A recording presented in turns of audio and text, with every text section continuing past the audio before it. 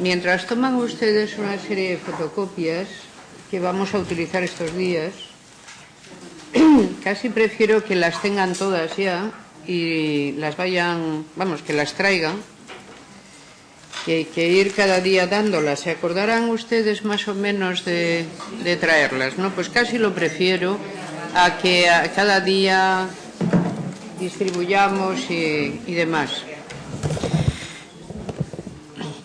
No encuentro en la red una buena versión de la Biblia de los 70.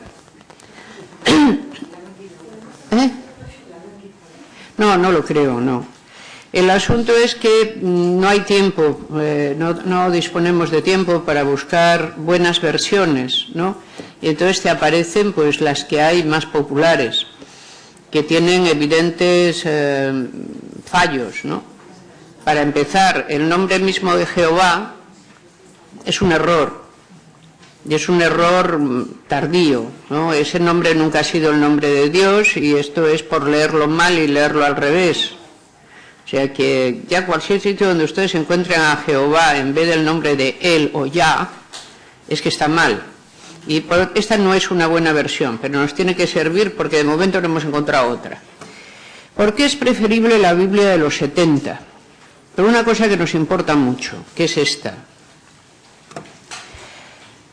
La Biblia de los 70 es la primera vez que se traduce al griego la Biblia hebrea.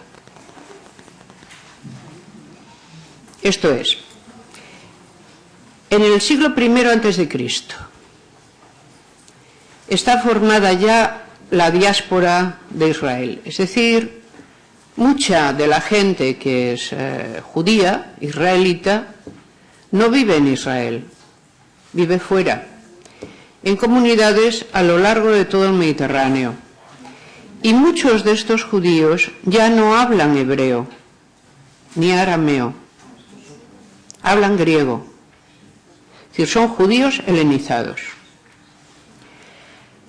Las sinagogas helenizadas, dense cuenta de que el propio nombre sinagoga es una palabra griega, sin agogué, allá donde nos reunimos juntos, nos reunimos sinagogué. Esta misma palabra es palabra griega. Sinagogas helenizadas ocupan todo el Mediterráneo oriental y de hecho muy pocas, pero algunas siguen existiendo a día de hoy. Comunidades judías donde estaban situadas. Son entonces, ya en el siglo I a.C., comunidades fuertemente helenizadas, pero que tienen sus textos sagrados escritos en una lengua que ya no conocen del todo. Y esto pasa en todas las religiones, por el prestigio sagrado de la palabra. No es diferente a lo que pasa con el cristianismo en el siglo XV, XIV, XVI. La gente ya no habla latín, pero los textos siguen estando en latín. Los textos búdicos más importantes están en Hind, no en las lenguas posteriores. Y el árabe en que está escrito el Corán no es el árabe que habla la gente. Es decir, siempre sucede que el prestigio de la palabra es de tal estilo que la palabra religiosa queda fijada en un tipo de lengua anterior que no es el que suele hablar la gente. Y eso le sucede a la diáspora judía ya en el siglo I a.C. Son, sin embargo, gente muy influyente. Son comercialmente muy influyentes porque las comunidades judías forman una red comercial muy fuerte en el Mediterráneo.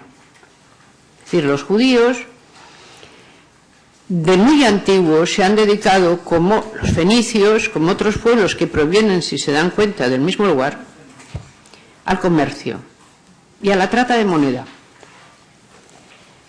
Y, de hecho, si miramos los textos evangélicos, que son más modernos que el canon judío antiguo, si miramos estos textos evangélicos nos daremos cuenta de que hablan de que el propio templo es una casa de cambio. No sé si recuerdan esa parte. O sea que hay cambistas en sus mesas cambiando todas las monedas posibles. ¿Por qué?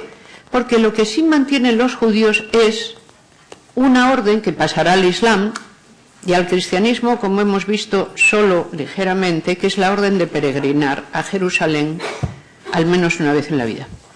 Es decir, la unión de la comunidad. Yo también quería, ¿eh? Gracias. Gracias. La unión de la comunidad se representa, se hace verdad mediante la peregrinación. Ahora bien, muchas de estas comunidades, esa es la única relación que tienen con la casa madre, por así decir, que es el templo de Jerusalén. Muchas de estas comunidades han basado su prestigio, primero en sus grandes habilidades comerciales, pero y después en ciertas habilidades intelectuales. Varios de los libros de la Biblia están escritos ya en periodo histórico, esto es, nos caben dudas sobre de cuándo son algunas compilaciones, pero muchos otros libros bíblicos, por ejemplo, Macabeos, etcétera, todos esos libros, están escritos en periodo histórico, están escritos en el siglo V-IV antes de Cristo, es decir, que son contemporáneos de Platón o de Aristóteles. ¿Qué es lo que los judíos han vindicado, estas comunidades sinagogales han vindicado para sí? La idea de que ellos son los inventores del monoteísmo. Entonces, la peculiaridad que ellos vindican en el mundo distinto en el que viven es que ellos tienen una revelación peculiar, que es la revelación de la existencia de un único Dios, y que eso es el núcleo de la propia religión judía. Y comienzan a tener como mucho crédito, ¿no? Mucho crédito en los lugares donde viven. La comunidad más fuerte, la más prestigiosa, es la comunidad de Alejandría. Alejandría, como saben, es la más fuerte de las ciudades mediterráneas, el Mediterráneo oriental. Y Alejandría es además el lugar donde está la gran biblioteca de Alejandría. Pues bien, la biblioteca, como también saben, sufre diversas destrucciones, pero siempre quedándole lo bastante como para seguir con su enorme prestigio, ¿no? La biblioteca de Alejandría. En este momento, el siglo I a.C., la biblioteca de Alejandría está, digamos, en su esplendor. Allí existe también la mayor comunidad judía y la más culta fuera del propio territorio histórico de Israel.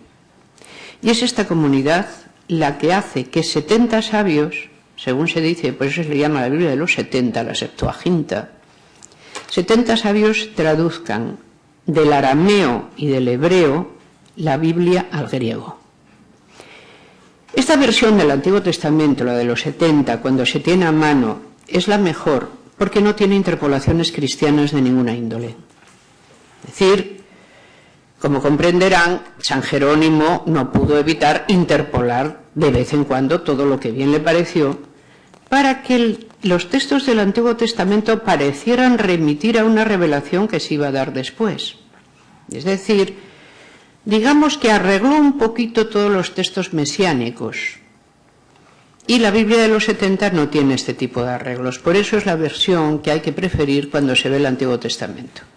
Es una versión para consumo de una comunidad particular, la alejandrina, para consumo de las sinagogas que ya rezan en hebreo pero no lo hablan y por lo tanto hablan griego y quieren unos textos sagrados traducidos al griego, a lo que es su lengua normal en ese momento. No la he encontrado en la red, si mañana tenemos suerte, pues muy bien, pero lo que quiero que miremos ahora es la formulación precisa de lo que se llama los 10 mandamientos, en todo caso. Aunque esta no sea la mejor versión, para este caso nos sirve, porque lo que quiero es que ustedes se fijen en cómo son los 10 mandamientos en su formulación judía. ¿Y qué cambia o no cambia en la formulación cristiana en estos mandamientos? Previamente a esto está, digamos, la introducción donde se dice cómo se va a hacer la revelación. ¿Se dan cuenta? Se dice cómo los hijos de Israel han salido y han llegado al desierto del monte Sinaí. Acampó allí Israel delante del monte. y Moisés subió a Dios. Y Yahvé lo llamó desde el monte diciendo, dirás a la casa de Jacob, anunciarás a los hijos de Israel, vosotros visteis lo que hice a los egipcios y cómo os tomé sobre alas de águilas, y os he traído a mí. Así pues, si diréis oído a mi voz y guardaréis mi pacto, seréis mi tesoro especial sobre todos los pueblos, porque mía es toda la tierra. La esencia de la promesa es esta. Hay un Dios que elige a un pueblo. En este momento, vean si esto permite o no decir si este pueblo es monoteísta, porque solo tiene un Dios, o lo que está diciendo es que solo hay un Dios. Véanse el texto completo.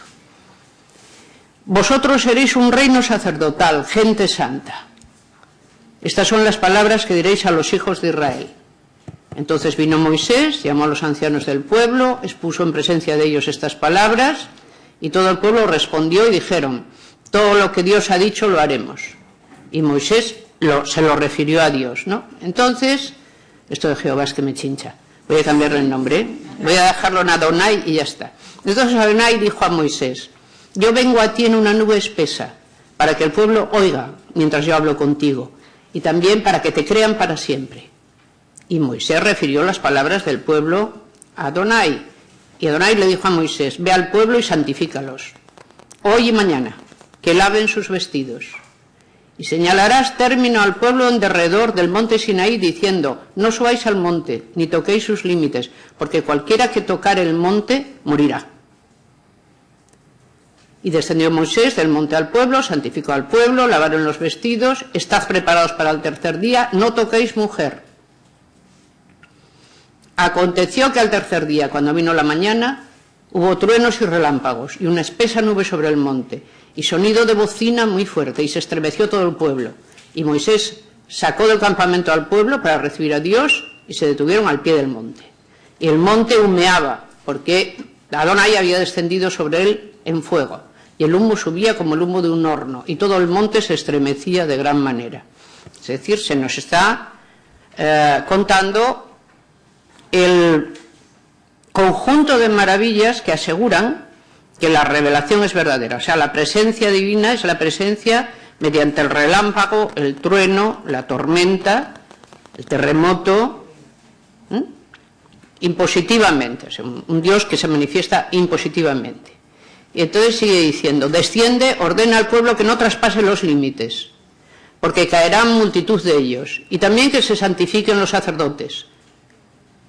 El pueblo no podrá subir al monte, porque tú nos has mandado diciendo, señala límites al monte. Ve, desciende y subirás tú, y contigo Aarón, pero los sacerdotes y el pueblo no pueden subir. Y entonces empiezan los mandamientos. Yo soy Yahvé tu Dios, que te saqué de la tierra de Egipto, de casa de servidumbre. 1. No tendrás dioses ajenos delante de mí.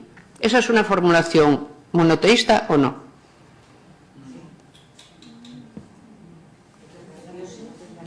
No tendrás dioses ajenos delante de mí. O sea, no aparece diciendo yo soy el único Dios. No, yo te prohíbo tener otros dioses que no sea yo. Es decir, esta formulación todavía no es con precisión monoteísta. Se dice, puede haber otros dioses, pero no son los tuyos. Delante de mí no los tengas. No hay nadie mayor que yo. Y sigue. No te harás imagen. No harás imágenes de lo que está arriba en el cielo, ni en la tierra, ni en las aguas, ni debajo de la tierra. La prohibición más fuerte del judaísmo, que es la prohibición más fuerte del Islam también. No harás imágenes de nada, de lo que hay sobre la tierra, de lo que hay en los abismos del mar, de lo que hay en los cielos, de cualquier cosa. ¿Por qué? Para evitar la idolatría, no te prosternarás delante de esas imágenes. Ese es el segundo mandamiento. Si se dan cuenta, ese mandamiento en el cristianismo no tiene sencillamente, no está. De ahí que el Islam se reivindique como una revelación más pura, mucho más parecida a la fuente original de la revelación, que es el libro del Éxodo en este caso. Porque el cristianismo hizo imágenes muy pronto, además. Si vemos, por ejemplo, las catacumbas o algunas de las basílicas paleocristianas más antiguas, vemos que las imágenes aparecen muy pronto y que no hay sobre ellas esta prohibición brutal, que es la prohibición que se da a sí mismo. Imagínense, por favor, que lo que nos distingue como humanidad, lo que distingue precisamente a los cromañones de formas humanas anteriores o paralelas, es nuestra capacidad de hacer imágenes. No tenemos, por ejemplo, representaciones que nos vengan sino de la etapa cromañón. Solo esta humanidad, y tardíamente, aprende a representar y realiza además un camino hacia el realismo muy rápido. Un camino al realismo que en el caso ya de los pueblos históricos ha alcanzado una enorme perfección. Piensen en Grecia, la representación realista realmente, en la escultura, en los frisos y más que probablemente en la plástica. La capacidad de representar es lo que parece ser algo que nos distingue. Pues bien, esa capacidad de representar es absolutamente prohibida. ¿En qué se traduce esto en la estética? Imagínense, por ejemplo, todo el arte musulmán, donde no se puede hacer ninguna representación, porque este mandamiento está vigente. Entonces, ¿qué te aparecen? Las representaciones abstractas. Porque lo que no vas a hacer es dejar de representar plenamente, no es posible. Entonces te aparecen todas las maneras, digamos, de decorar absolutamente geométricas y abstractas que no tocan este precepto. Nunca olviden este singular precepto, porque es la diferencia enorme entre el primer cristianismo y el judaísmo. Realmente el primer cristianismo no lo incorpora. ¿Dónde vamos a encontrar este precepto en el cristianismo? En algunas iglesias reformadas. Es decir, justamente después de la Reforma, ya al leer los textos del Antiguo Testamento y querer ponerlos en práctica. Entonces negarse a cualquier representación. Y aparecen los movimientos iconoclastas en Europa. Parte de la Reforma tiene una fase en la cual es un movimiento iconoclasta. Si van ustedes, por ejemplo, a las iglesias, a las, por lo demás, bellísimas iglesias rurales inglesas, observarán muchas veces que las imágenes medievales están descabezadas, porque durante la época puritana y durante las guerras hay un periodo iconoclasta. Esto está prohibido por la ley de Dios, lo dice claramente la ley, no te harás imágenes. Entonces las imágenes, y durante que el calvinismo hace lo mismo, es la prohibición bíblica de representar. En muchas iglesias reformadas esta prohibición sigue en pie, pero está tomada solo y exclusivamente: no representarás las cosas sagradas. No harás representaciones de Dios, ni de Jesucristo, ni de cosas por el estilo. Igual que no utilizarás esos nombres en vano. Vamos, a ningún... Cuando tú a una persona de religión luterana le dices que te llamas Manuel, el susto puede ser verdaderamente morrocotudo. O sea, porque utilizar el nombre de Jesucristo para ponértelo tú ya parece una irreverencia que atenta contra el segundo. O sea, no usarás mi nombre en vano, ¿no? No puede ser. Pero ya cuando encima se le dice que el apócope es Manolo, bueno, ya está la irreverencia que ya no les...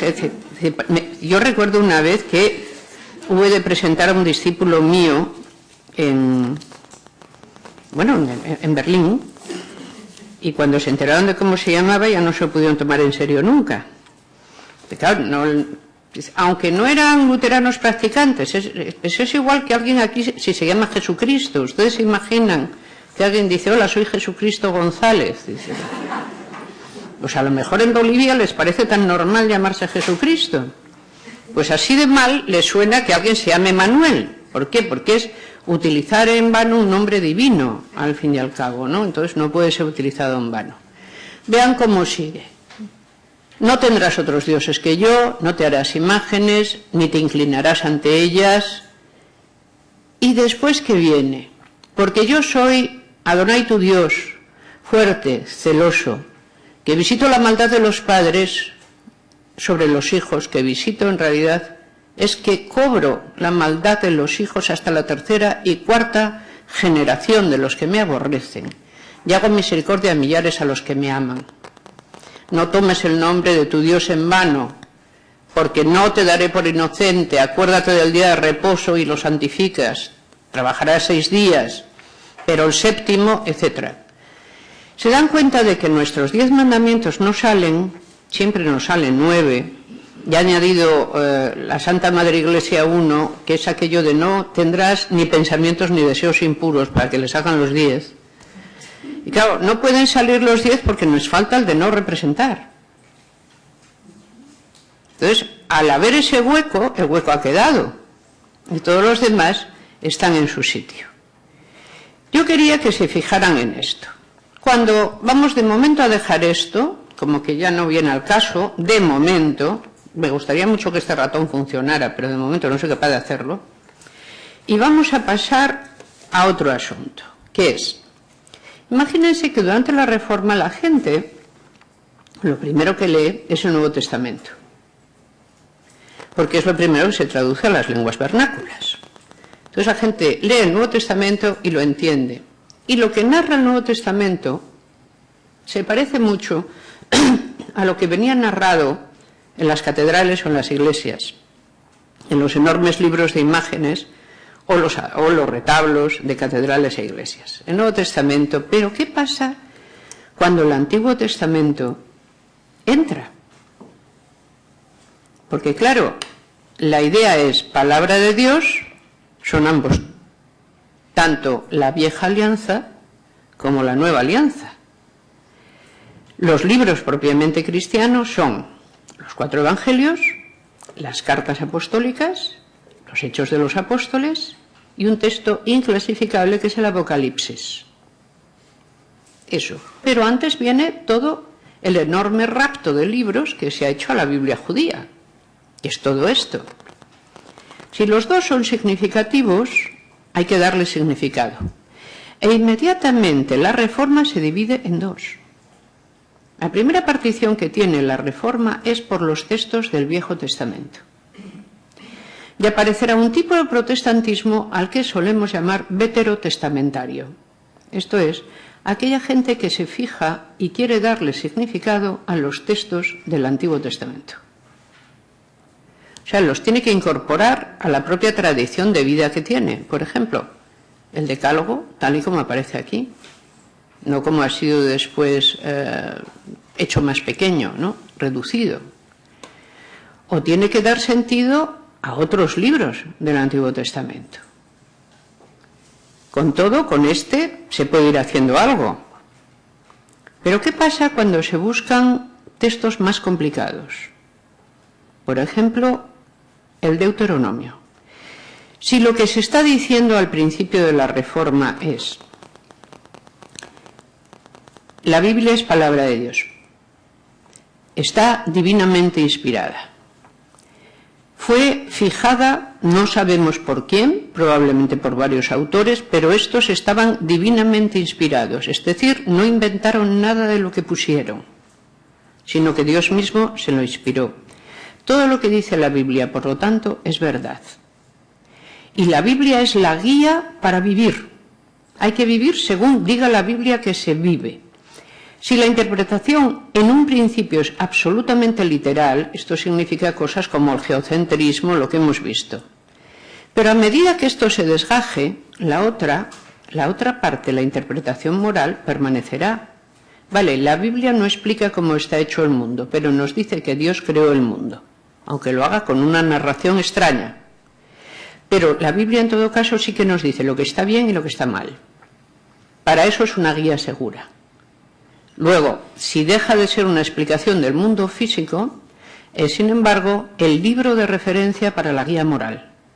No puede haber moral fuera de los textos inspirados divinamente por Dios en persona.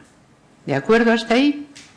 ¿Qué se hace con textos como el Deuteronomio? Vamos a ver si encontramos un trozo de Deuteronomio por aquí. Lo cual va a tener mucha dificultad. Porque yo es que con esto no me aclaro ni mínimamente. Vamos a ver. A ver.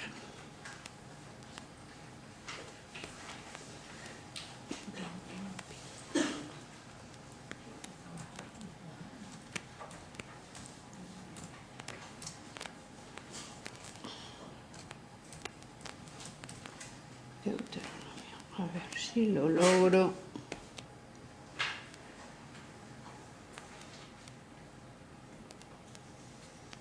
¿Esto va o no va? ¿Va? Deuteronomio, aquí aparecemos.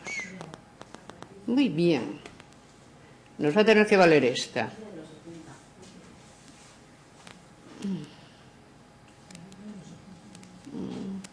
La verdad es que todos son muy... A ver.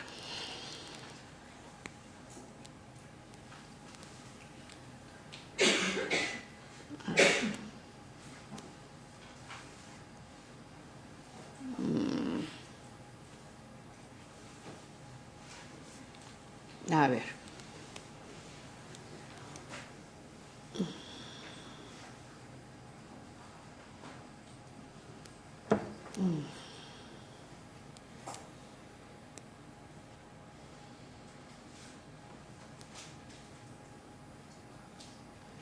Bien. Este es el recuerdo del pacto. Se dan cuenta de que esta es otra formulación de los mandamientos. En esta segunda formulación, ustedes ven claramente el eco de la primera, la que acabamos de ver, ¿no? No os hagáis escultura, es fuego, hayáis envejecido, pongo por testigo, que pereceréis, etc. Yahvé Jehová os esparcirá entre los pueblos, serviréis a dioses hechos de manos de hombres de madera y de piedra, etc. ¿Cuál es la alianza que establece Dios con el pueblo? No tendrás otros dioses delante de mí, yo seré tu Dios. En consecuencia, tú serás mi pueblo. ¿Qué te prometo? No te extinguirás. Muchos pueblos han existido y todos se extinguen. Tú, Israel, permanecerás entre todas las naciones, porque tienes un Dios celoso y empieza a aparecer la metáfora de que Dios es el marido e Israel es la esposa de Dios. La relación de Israel con Dios como una relación de matrimonio. Sobre eso, además, se comienza a acumular, vea cuáles, porque cuando estuvieres en angustia, si en los postreros días te vuelves a tu Dios y oyes su voz, porque Dios es misericordioso, no te dejará ni te destruirá, ni se olvidará del pacto que juró a tus padres. El pacto es, el pueblo seguirá existiendo, siempre que el pueblo cumpla la parte del pacto, que es no tendrás otro Dios que a mí, más el resto de los mandatos. Si el pueblo cumple eso, entonces su existencia está asegurada. ¿Dónde ven ustedes aquí ideas como la vida eterna individual? Simplemente no está. La promesa de Dios es con el pueblo, no es con los individuos. Será el pueblo el que perviva. Y además, si el pueblo no lo hace, Dios castigará la culpa de los padres en los hijos y en los hijos de los hijos hasta la cuarta generación. Estamos empezando a ver cuáles son los términos del pacto. Yo te mantengo. ¿Dónde encontramos términos parecidos? En el Código de Hammurabi, que es bastante anterior. Esto nos lleva a la existencia siempre de dos tipos de cronologías en cualquiera de estos textos antiguos, que son textos normativos antiguos. Una de ellas Normalmente cuando la ley, el Código de Hammurabi, en el Código de Hammurabi, el dios Shamash está hablando al rey Hammurabi. Y hay todo un exordio en que el dios dice que el pueblo durará mientras respete la ley. Y cuando deje de respetar la ley, el pueblo será disuelto entre otros pueblos y se agotará y se acabará. Y después de la enunciación del propio código legal aparece de nuevo una especie de epílogo en que de nuevo el dios Shamash, que es un dios solar, explica al rey que debe guardar todo aquello para que el pueblo no perezca. Esto es, la ley es igual que la vida del pueblo. La ley es la garante de la vida del pueblo. Esto, en el milenio segundo antes de Cristo, o cuando esto probablemente está fijado en el siglo VI o V antes de Cristo, se entiende muy bien. Pero ¿cómo se entiende esto en el siglo XVII? Que lo tenemos ahí. Evidentemente, hay un mensaje moral que es el que conviene ver en todos estos textos, pero vamos a ver alguno de ellos con cierto detenimiento.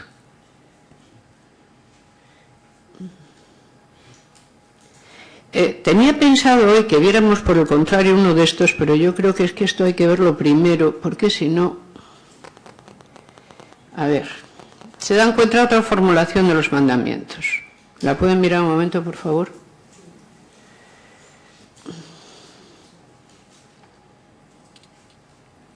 No tendrás dioses, no harás escultura, no te inclinarás ante ellas, no tomarás el nombre en vano, guardarás el sábado,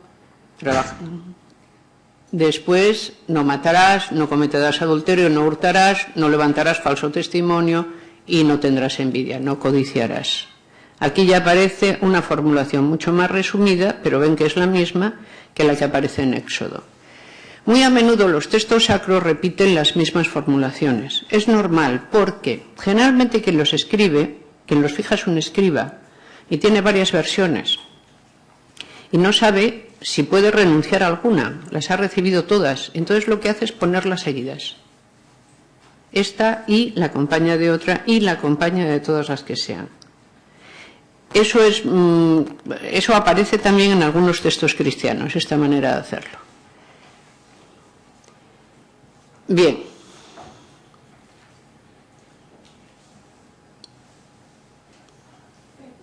Sí.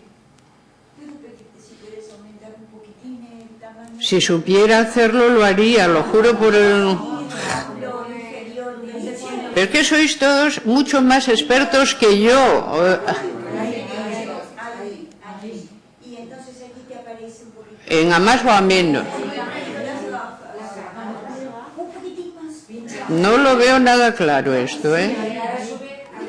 No voy a llegar. Si es peor que me ponga yo a hacer estas cosas.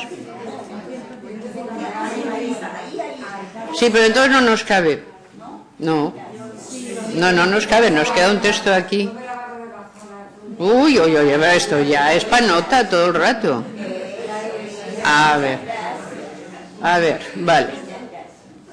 Esto se lee un poquito mejor. Estamos un poco mayores todos, ¿eh? A ver. Ahora lo que pasa es que nos hemos perdido. ¿Dónde estamos? Vamos a pasar. Bien. Va a haber terror del pueblo y vamos a pasar aquí. Exhortaciones, hazlo recto, advertencias. Esto, el pueblo santo.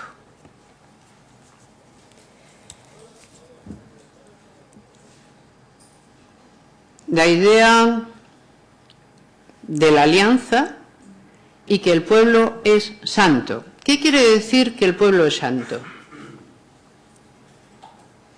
Que el pueblo es santo quiere decir que el pueblo guarda todos los mandamientos, es lo que hace santo. El guardar la ley. Ahora bien, vean en qué se traduce. Serás más bendito que todos los pueblos. No habrá en ti varón ni hembra estéril, ni en tus ganados. Quitará Yahvé de ti toda enfermedad, todas las malas plagas de Egipto que tú conoces, no las pondrás sobre ti, las pondrás sobre todos los que te aborrecen. Consumirás a todos los pueblos, no les perdonará tu ojo, ni servirás a sus dioses. Si dijeses en tu corazón, estas naciones son más numerosas que yo, ¿cómo las podré exterminar? No tengas temor de ellas. No desmayes delante de ellos. Tu Dios echará estas naciones de delante de ti poco a poco, no podrás acabar con ellas enseguida, para que las fieras del campo no aumenten contra ti. Entregarás sus reyes en tu mano, destruirás el nombre de ellos de debajo del cielo, nada te hará frente hasta que los destruyas. Las esculturas de sus dioses las quemarás, no codiciarás ni su plata ni su oro para tomarlo, no traerás cosa abominable a tu casa para que no seas anatema. ¿Qué es ser anatema? Es ponerse bajo la maldición de Dios. Dios promete todo eso a su pueblo, ¿vale? Y le recuerda lo que le ha podido ocurrir. ¿Ahora lo leen bien? Sí. Tierra de trigo, cebada, vides, higueras, granados, tierra de olivos, aceite y de miel, tierra en la cual no comerás el pan con escasez, ni te faltará nada, tierra cuyas piedras son hierro y cuyos montes sacas cobre, comerás y te saciarás y bendecirás a Dios por la buena tierra que te habrá dado. O sea, todas las bendiciones de Dios son bendiciones que se realizan en la vida corriente. ¿Por qué hay que cumplir la ley? No por lo que nos vaya a pasar en un mundo de ultratumba. Aquí, como ven, la ultratumba no está ni una sola vez mencionada. Se cumple la ley para que Dios te dé todas estas cosas en vida. Pero en el cristianismo todo esto está diferido. ¿Por qué esa peculiaridad del cristianismo? Luego lo veremos. ¿Por qué hay que hacer la alianza con Dios? Porque Dios promete salud, ganados, tierras, fecundidad, acabar con los enemigos. Por eso hay que cumplir la ley. Si se cumple la ley, todo eso dará Dios a cambio. Si se cumplen sobre todo las 4 primeras partes de la ley. Obviamente no se tiene otro Dios, no se le hacen imágenes, no se pronuncia su nombre y se le guarda un día particular. Porque esas son las partes de la ley que hay que cumplir con Dios. Las otras hay que cumplirlas unos con otros. Y no hay ningún pueblo que no cumpla los otros mandamientos. Absolutamente todos los grupos humanos mantienen estos segundos mandamientos. No hay ningún grupo humano en el cual la violencia no esté disuadida, el robo no esté disuadido, el falso testimonio no esté disuadido y la codicia no esté disuadida. Eso sucede en todos los grupos humanos, absolutamente en todos. Es decir, esta parte de la ley, por así decir, es ley penal corriente que funciona en todos los grupos humanos. Ahora bien, la parte primera, la parte que tiene que ver con la divinidad, funciona solo para este pueblo. Este pueblo irá, cada vez que los textos sean más tardíos, significando el monoteísmo de manera más clara, pero significando también ese pacto de la manera más clara. El pacto es un pacto que se hace con Dios para vivir en este mundo y tener suerte. Ser afortunado con los ganados, con las tierras, con los hijos, con los matrimonios, con la muerte que llega en su momento y no antes de la sazón. Todo si se cumple con Dios. Dios garantiza eso, garantiza la pervivencia del pueblo y garantiza que ningún enemigo prevalecerá por encima del pueblo. Para eso hay que cumplir los 4 pilares primeros de la ley y, por supuesto, para que el pueblo aguante, se deben cumplir en forma de ley lo normal. O sea, no matar, no robar, no levantar falso testimonio y no codiciar bienes de otros. Eso, digamos, son mandamientos interhumanos que tienen que ver, pero no son tan directos como los mandamientos que vinculan al pueblo con su Dios, al pueblo con la promesa. Vale. Ahora, vamos a ver.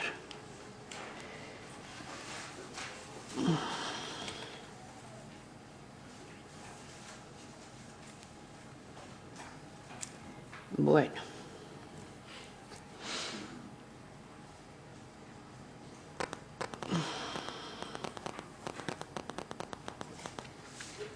A ver.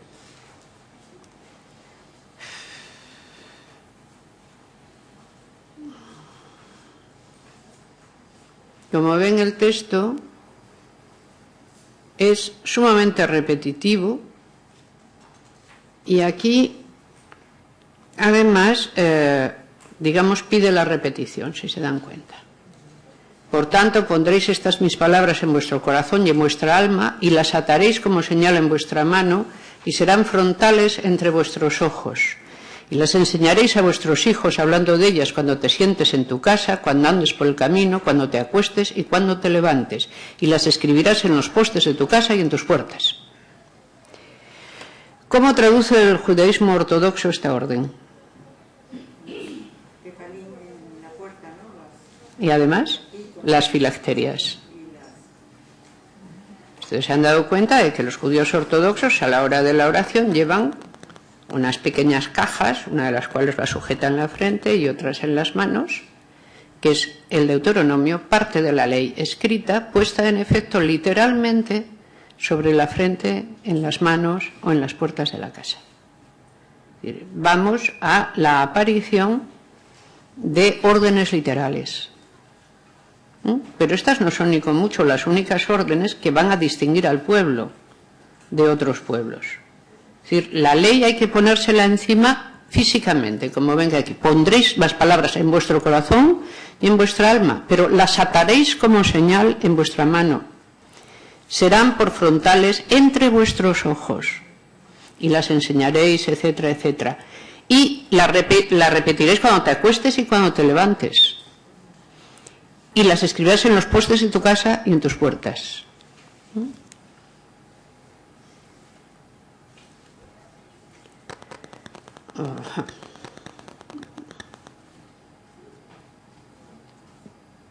El santuario. Destruiréis enteramente todos los lugares donde las naciones que heredaréis sirvieron a sus dioses, sobre los montes altos y sobre los collados y debajo de todo árbol frondoso. Esto nos indica los antiguos cultos y dónde se dan. Pero fíjense sobre los montes altos, que es el Sinaí. Es uno de los montes altos, sobre los collados y bajo los árboles frondosos, es decir, los lugares corrientes de culto. La evolución hacia el monoteísmo consiste, esto se nos dice como si esta gente fuera a invadir a otro pueblo. Imaginen por un momento que esta no haya sido la verdad del asunto, sino que este pueblo se esté dando a sí mismo otra ley y se haya inventado la invasión hasta cierto punto. Y entonces se esté dando nuevas órdenes, una segunda ley. Esta. Y lo que primero nos dicen es que van a destruir todos sus antiguos santuarios. ¿Para qué? Para tener uno solo. Solo se puede tener uno. El lugar que Dios escogiere para poner allí su nombre, allá iréis. Y allí llevaréis vuestros holocaustos, sacrificios, diezmos y la ofrenda, los votos, las primicias, las vacas, las ovejas, y comeréis allí, y no haréis cada uno lo que bien le parece. Hay un único templo. No puedes ofrecer sacrificio en cualquier lugar que vieres, sino en el lugar que Dios escoja, en una de tus tribus. Harías lo que yo te mande. Podrás matar y comer carne en todas tus poblaciones, según la bendición, pero el inmundo y el limpio la podrán comer, como la gacela o de ciervo, solamente que sangre no comeréis. Sobre la tierra la derramaréis como agua. Empiezan una serie de mandamientos peculiares. ¿Qué era lo lo que le pasaba a la gente en el siglo I a.C. y una vez que se tradujo la Biblia de los 70. Esto es interesante. Las comunidades alejandrinas y las comunidades judías sumamente evolucionadas, como les decía, se hacían, digamos, obtenían su crédito de decir que eran prácticamente las inventoras del monoteísmo, que eran el primer pueblo al cual el verdadero Dios le había dado una revelación particular, le había revelado que Él era uno solo, que no había otros dioses. En realidad hay otra fuente del monoteísmo, que no está aquí, que es la fuente griega. Y dense cuenta siempre de que estos textos son contemporáneos de los textos griegos. Los textos griegos, por ejemplo, que nos dicen que evolucionan rápidamente al monoteísmo cuando nos dicen que solo hay un Dios. Piensen en Aristóteles diciendo que Dios permanece fuera del mundo y solo es capaz de pensarse a sí mismo qué es lo que hace, y por esa acción de su pensamiento el mundo mismo se mueve hacia él. O imagínense todos los diálogos en que Platón dice que hay manera de elevarse de lo que existe hacia la idea de una única idea que es el bien y la belleza en una sola cosa. Es decir, todo el racionalismo griego tiene una tensión hacia el monoteísmo que es evidente y que se da entre el siglo VI y el siglo IV. Justamente en el mismo momento en que todas estas gentes están suavizando estos textos y lanzándolos también hacia la vía del monoteísmo.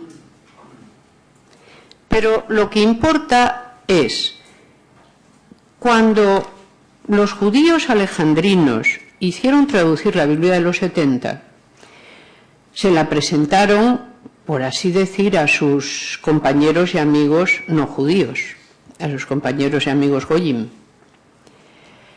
a los cuales se les presentaban ellos mismos como los verdaderos monoteístas. Convencían a algunos. ¿Por qué lo sabemos? Por una cosa bastante notable, porque sabemos que la gente, en el momento de la expansión del Imperio Romano, empezó a celebrar un día semanal de descanso. Y eso sí que era una costumbre que venía directamente de ahí. Si tenían tanta influencia como para hacer verosímil el día de descanso, es que tenían mucha. Esta gente decía, hay que viajar al templo, donde se adora al único Dios único y verdadero. ¿Pero qué se encontraba la gente cuando llegaba al templo? Un matadero. Un matadero en perfecto funcionamiento, porque en el templo, sobre todo, lo que se hacía era sacrificar animales. Era el matadero. Allí eran llevadas, en efecto, los bueyes, las vacas, las ovejas, el ganado, porque, como se nos dice ahí, para que lo mates delante de Dios y lo comas allí. El templo era un inmenso matadero funcionando constantemente, y solo los sacerdotes podían matar, porque solo los sacerdotes podían hacer que fuera pura la carne que mataban. ¿Cuál era la manera de hacer la carne pura? La acabamos de ver. Desangrarla. ¿Dónde existe todavía ese precepto? ¿Se dan cuenta de dónde viene saliendo todo? La cosa es, ¿por qué creen que hay que dejar caer la sangre? Aparecerá más tarde, pero para no andar todo el rato buscando los textos, porque la sangre es la vida. La vida está, en esta ontología, la vida está estrictamente radicada en la sangre. Luego, la vida no se come. La vida no se puede comer, se puede comer el cuerpo, pero no la vida. La vida la ha dado, digamos, la vida es el don mismo de Dios, no se puede consumir. Por lo tanto, dejarás caer en tierra toda la sangre del animal y no la comerás. Solo un animal que se ha sacrificado así, dejando caer toda su sangre, es un animal puro que se puede comer.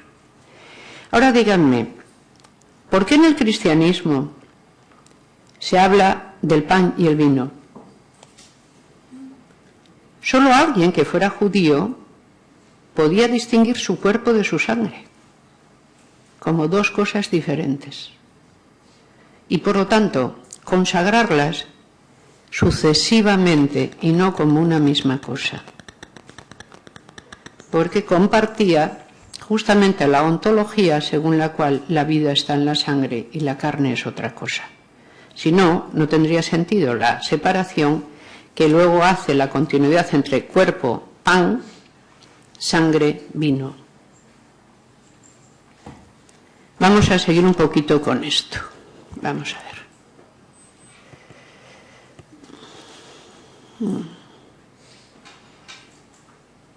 A ver. Te mantengas firme en no comer sangre, la sangre es la vida, no comerás la vida juntamente con la carne, no la comerás, la derramarás como agua, no la comerás para que te vaya bien a ti y a tus hijos. A ver.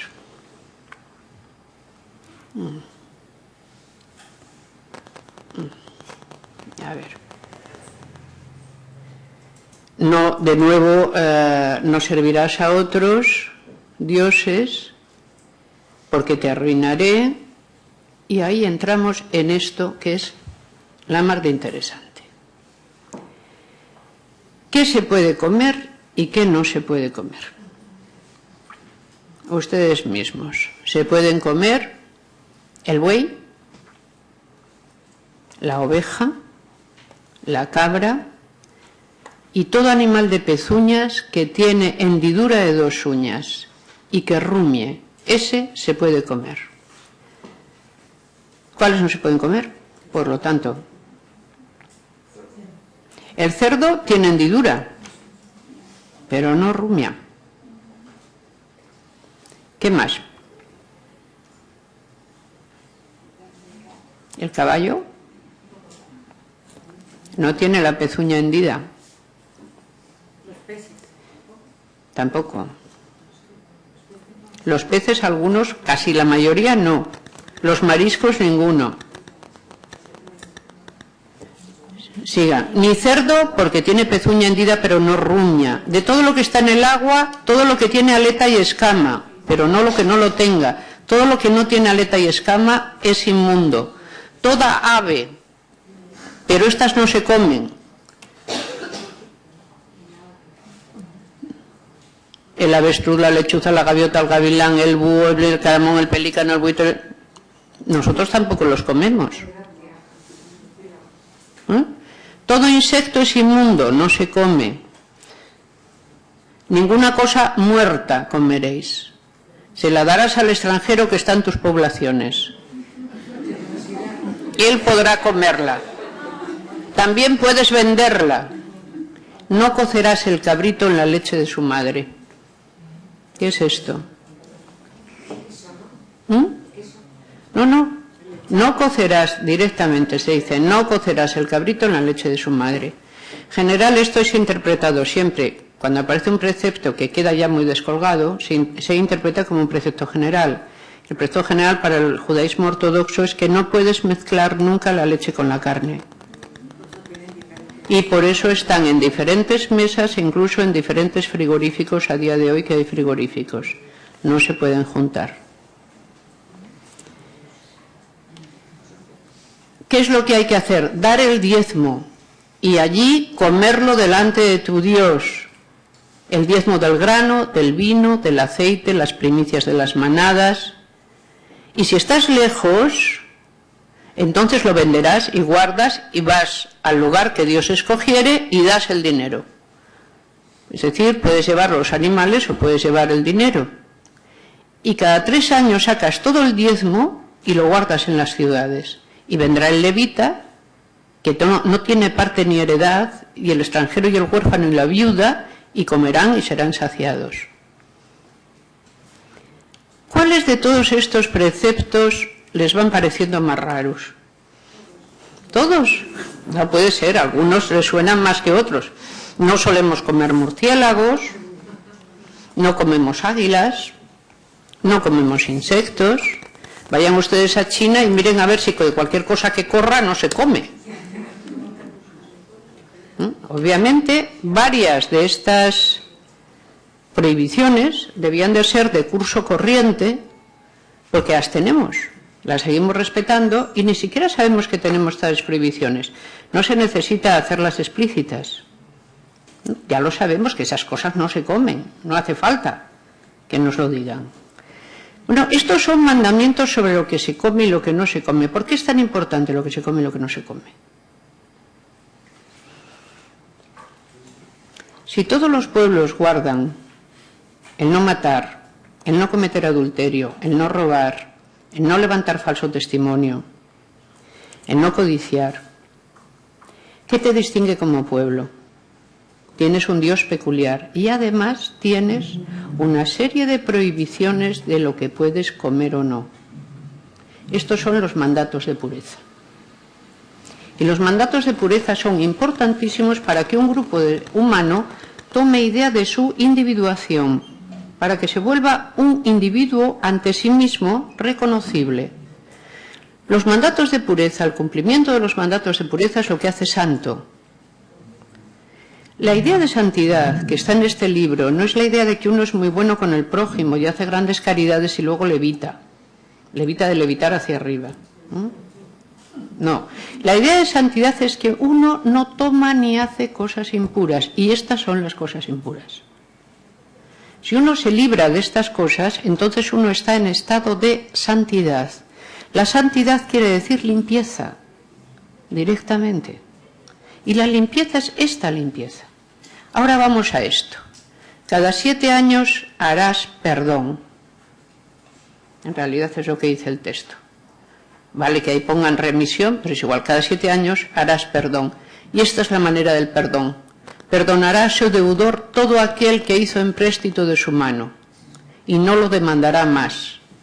Del extranjero demandarás el reintegro, pero lo que tu hermano, se lo perdonarás, para que no haya en medio de ti mendigo, porque Dios te bendecirá con abundancia, y si escuchares firmemente la voz de Dios, entonces te he bendecido, prestarás a muchas naciones, tú no tomarás prestado, tendrás el dominio sobre muchas naciones, pero sobre ti no tendrán dominio. Esto nos pone delante de una de las ceremonias anuales y heptanuales más interesantes del judaísmo, que es el día de la expiación, el día del perdón. Cada 7 años se produce la gran expiación, que es cuando hay que perdonar las deudas. Y cada año se produce el día del perdón, que es el día que, como cumplir todos estos mandatos puede ser difícil, y algún día, incluso sin querer, podemos fallar alguno de ellos. A medida que fallemos, iremos acumulando impureza.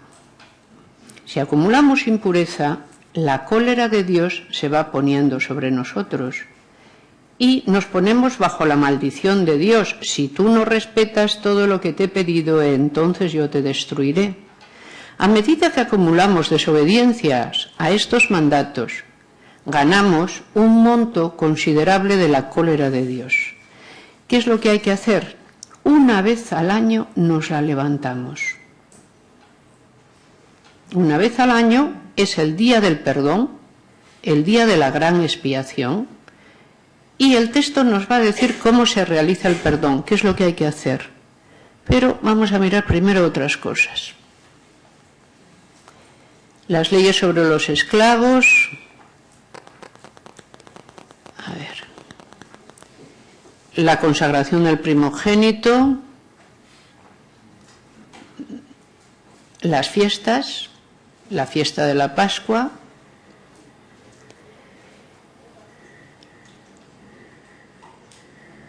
y esta. Harás la fiesta solemne de las semanas, de la abundancia voluntaria, harás la fiesta de los tabernáculos durante 7 días, 3 veces cada año aparecerá todo varón tuyo delante de tu Dios en el lugar que él escogiere, tendrás jueces. No ofrecerás en sacrificio buey o cordero en el cual haya falta alguna, porque es abominación. Y a quien haya servido a otros dioses, sacarás a sus puertas al hombre y a la mujer, y los apedrearás y así morirán. Por lo dicho por 2 o 3 testigos morirá el que hubiere que morir, no por el dicho de un solo testigo. La mano de los testigos caerá primero sobre él para matarlo y después la mano de todo el pueblo. Así quitarás el mal de en medio de ti. Después vamos a esto de las lapidaciones.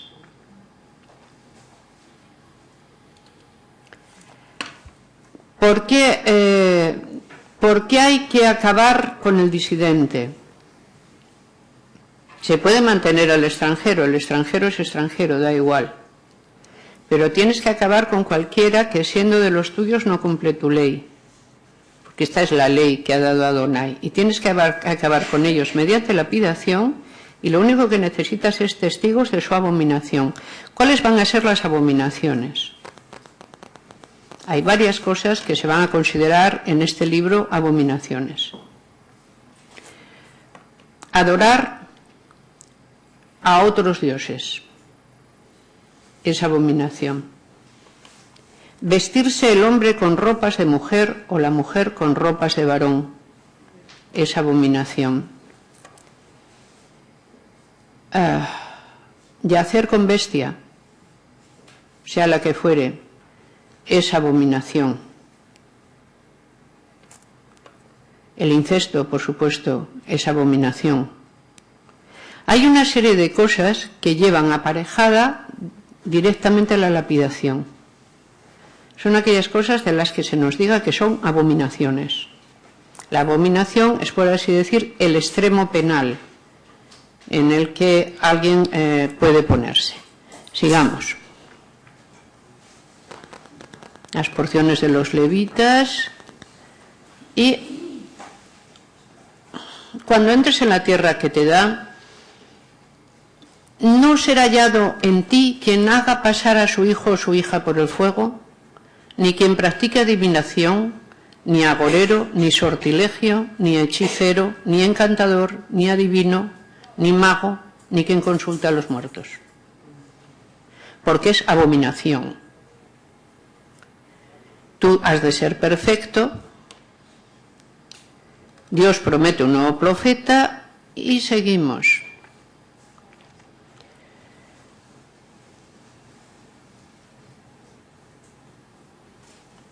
Separarás 3 ciudades. Esas 3 ciudades son las ciudades del perdón.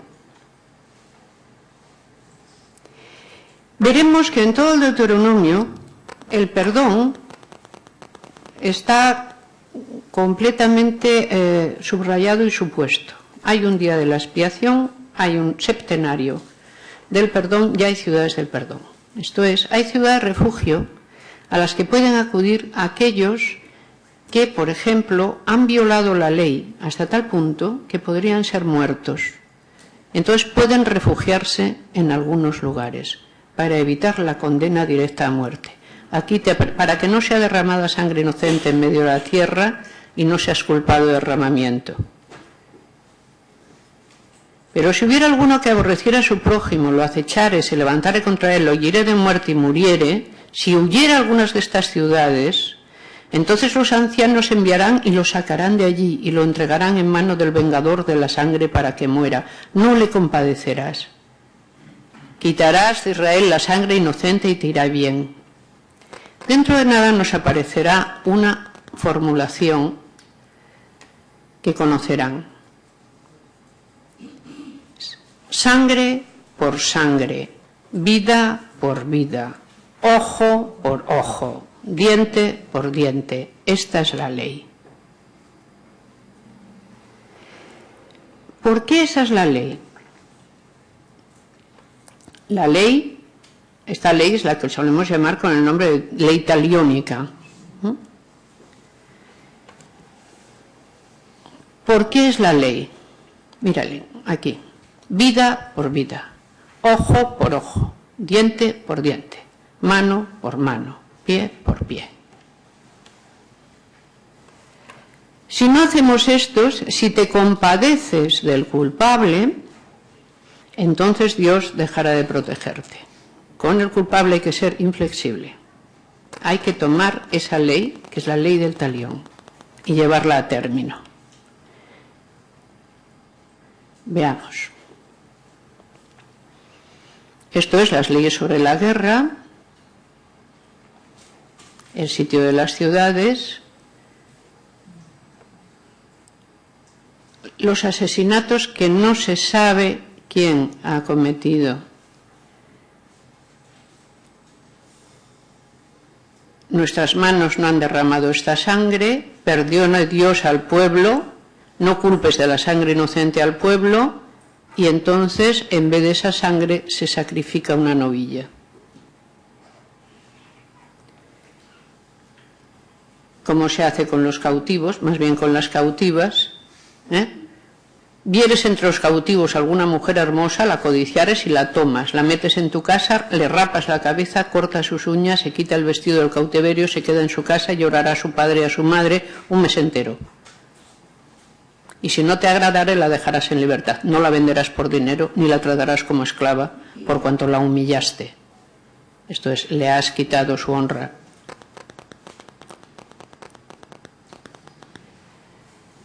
¿Qué debes hacer con los hijos que tengas, con las esposas? Y esto es muy bonito, les encantaría a todos los jóvenes de hoy en día, en general disfrutan escuchando este trozo, la 21:18. Si alguno tuviera un hijo contumaz y rebelde que no obedece a la voz de su padre ni a la de su madre, y habiéndole castigado no les obedece, entonces lo toman su padre y su madre, lo sacarán delante de los ancianos y a la puerta del lugar donde viva, y dirán: este hijo nuestro es contumaz y rebelde, no obedece a nuestra voz, es glotón y borracho, y entonces todos los hombres de la ciudad lo apedrearán y morirá. Y así quitarás el mal de en medio de ti, y todo Israel lo oirá y temerá. ¿Qué nos está apareciendo en esta segunda ley? Si se fijan, en la formulación del decálogo nunca aparece qué va a ocurrir si no haces lo que dicen los mandamientos que hay que hacer. Pero en la formulación del decálogo está la ley penal y la ley civil absolutamente unidas. Aquí en la segunda ley lo que se nos dice es lo que pasa si no se cumple con la formulación de la ley. ¿Que adoras a otros dioses? Lapidación. ¿Que pronuncias el nombre de Dios? Lapidación. ¿Que te haces imágenes? Lapidación. ¿Que no guardas el sábado? Lapidación. ¿Que matas a otro? Ojo por ojo, diente por diente, medida por medida. ¿Que cometes adulterio? Lapidación. ¿Que cometes robo? Ya veremos, restitución hasta dónde, porque aparecen todas las restituciones. ¿Que levantas falso testimonio? Que te hagan lo que tú querías que le pareciera y ahí pasara a aquel contra quien levantaste el testimonio, etcétera. ¿Que no obedeces a tus padres? Como ven, lapidación. O sea, la lapidación es una pena, por así decir, muy extendida. Porque si tienes conmiseración por el culpable, entonces Dios castigará a todo el pueblo. Por lo tanto, no se puede tener piedad. ¿Qué prefieres? El castigo de Dios existe ante cualquier cosa, no se va a interrumpir. ¿Qué prefieres? ¿Que lo padezca quien lo merece o que lo padezca todo el pueblo? Más vale, recuerden la formulación ya en el Evangelio, más vale que muera un hombre por todo el pueblo. Sigamos un poquito. Vamos a ver. La restitución. No vestirá, bueno, la restitución la dejamos, caído en el camino, la ayudarás a levantarlo. No vestirá la mujer traje de hombre, ni el hombre vestirá ropa de mujer, porque es abominación. Esto todavía recuerdo ayer, creo, a un clérigo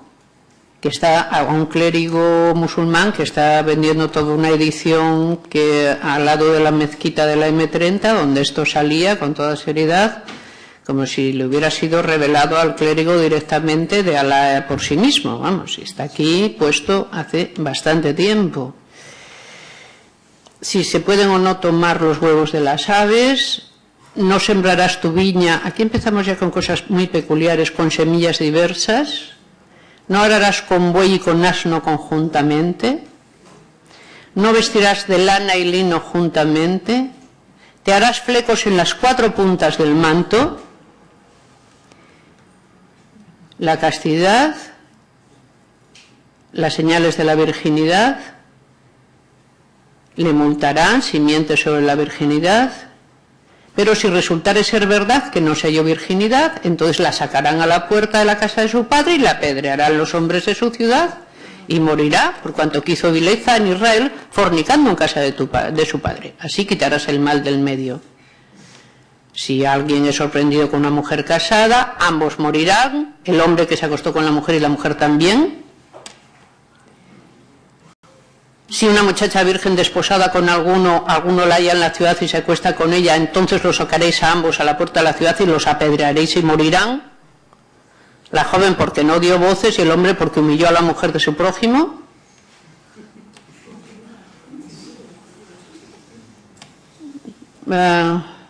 Si por el contrario es en el campo es distinto, porque ya no tiene a quien dar voces.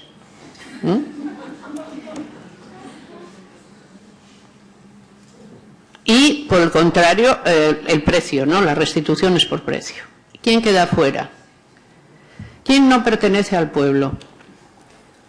El que tenga magullados los testículos o amputado su miembro viril. El que sea bastardo, ni hasta la 10ª generación.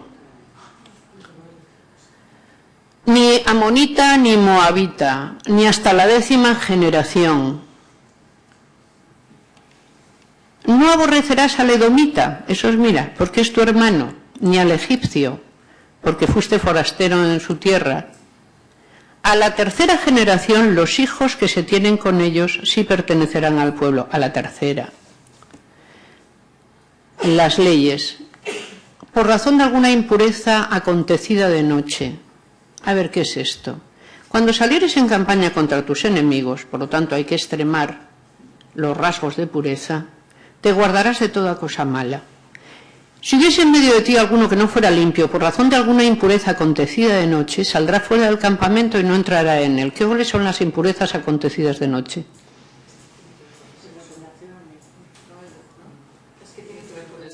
Las poluciones espontáneas, en efecto. ¿Cómo se levanta? Al caer la noche se lavará con agua, y cuando se hubiere puesto el sol podrá entrar en el campamento. Tendrás un lugar fuera del campamento a donde salgas. Tendrás también entre tus armas una estaca, y cuando estuvieres allí fuera cavarás con ella, y luego al volverte cubrirás tu excremento. Todo absolutamente está normado, incluso, digamos, lo que son las defecar, mencionar. En el Corán encontrarán que es igual. Está todo completamente normado. ¿Cómo hay que hacerlo? Incluso con qué mano hay que limpiarse, con qué no. Las leyes humanitarias. No entregarás a su señor el siervo que huyere a ti de su amo, mostrará contigo el lugar que escogiere, etc. No traerás la paga de una ramera ni el precio de un perro a la casa de Dios por ningún voto, porque los perros son abominables y las rameras también. No exigirás de tu hermano interés de dinero, de tu hermano. Del extraño podrás exigir interés, mas de tu hermano no. No prometas. Cuando entres en la villa de tu prójimo puedes comer uvas, pero no ponerlas en un cesto. Cuando entres en la mies puedes arrancar espigas, pero no cortar con una hoz.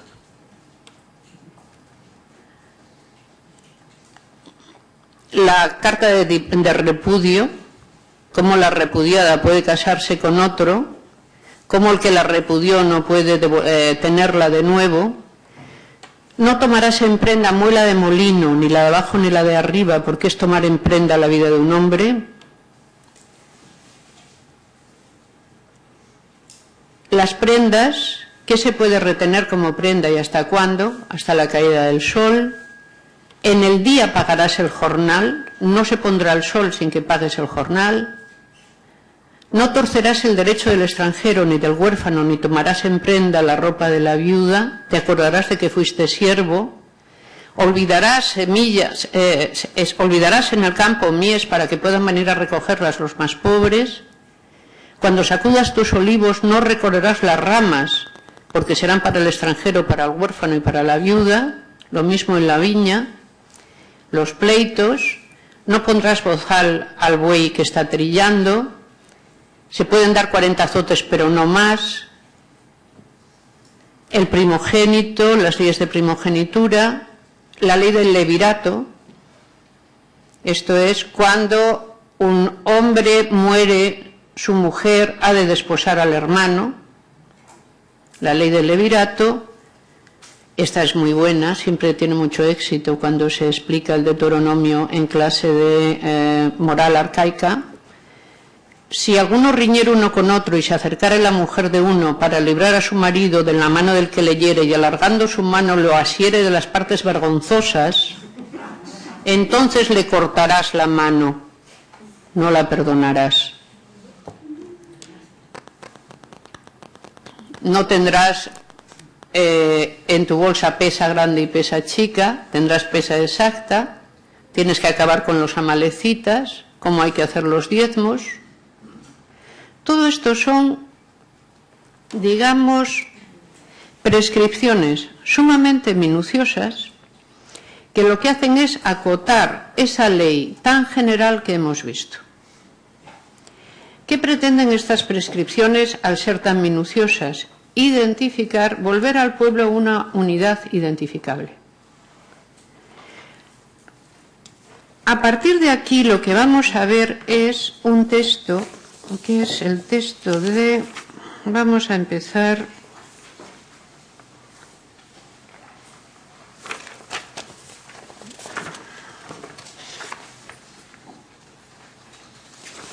yo creo que con el de Mary Douglas. No sé cómo estarán sus fotocopias. A mí me falta una. 4. A mí me falta una. Vamos.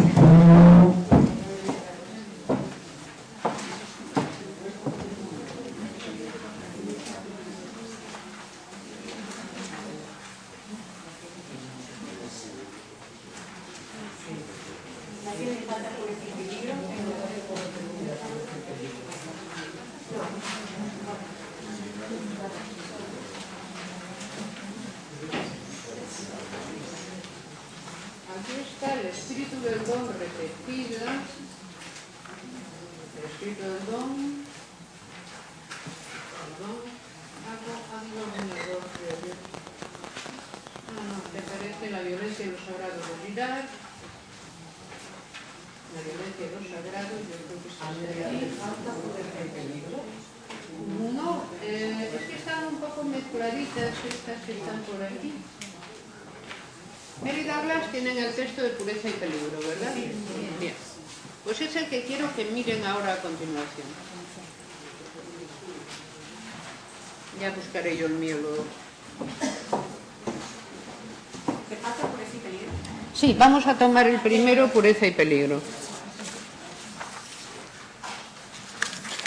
No, este lo tengo, gracias.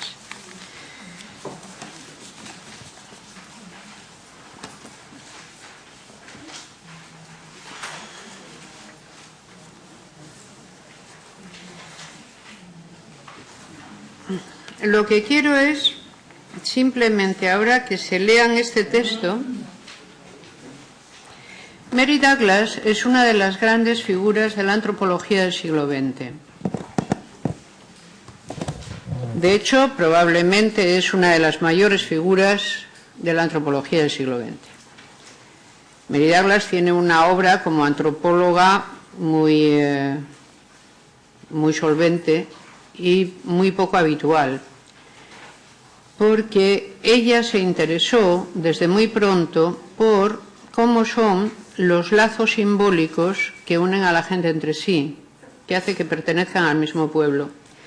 Y entonces, sobre todo, vio que todas este tipo de prescripciones que podemos encontrar aquí, porque están escritas y forman parte de una escritura que se forma como tradición, pero en pueblos más primitivos hay siempre prescripciones rituales que no sabríamos muy bien a qué atribuir. Y lo que hay que atribuirlo es a que ellas representan y hacen verdadero el vínculo social. Y es lo que va a exponer en este trozo que les he seleccionado de una de sus mejores obras, que es Pureza y Peligro. Lo que quiero ahora es simplemente que lo lean. Tenemos un rato, vamos a acabar a las 6, léanlo, y luego me van diciendo qué es lo que les parece más singular de este texto. Y si este texto en efecto les sirve para entender estos otros que estamos viendo.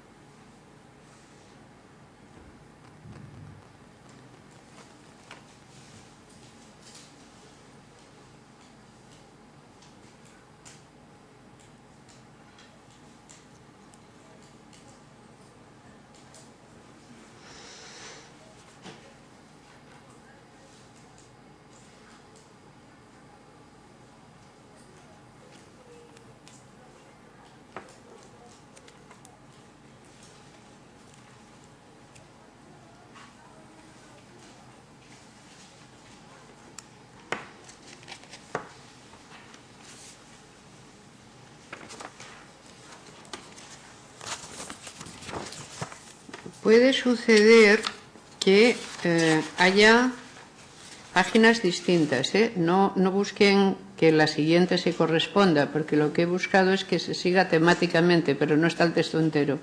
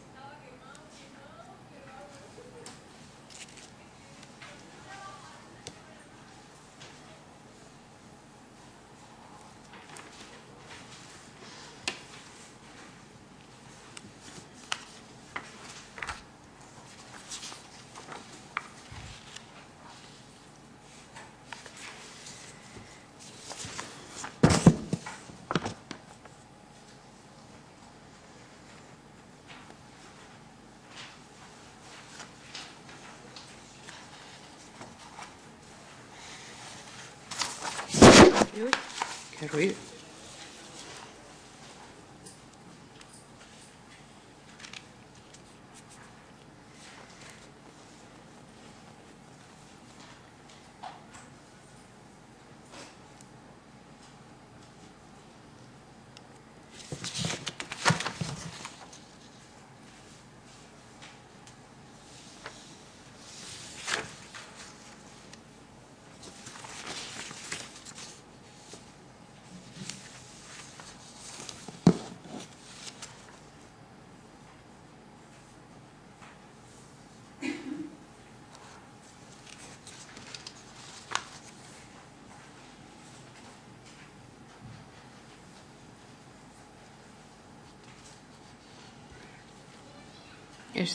No sé, en el caso de sus textos, mis hojas están especialmente traspapeladas, lo cual es extraño porque yo di hojas que estaban solo por una cara, pero al haberlas hecho en dos, probablemente por ánimo ahorrativo, nos metemos en un lío bastante considerable. Vean, por ejemplo, en la 158,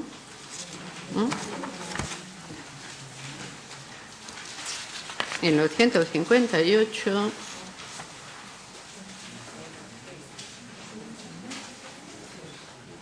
el texto de un marido, Cayusa, que cuenta cómo interpreta lo que le ocurre. Si siempre me he sentido bien y fuerte y me encuentro con que me canso al caminar o al manejar mi azadón, pienso, ¿qué será? Miren, siempre he estado bien y ahora me encuentro muy cansado.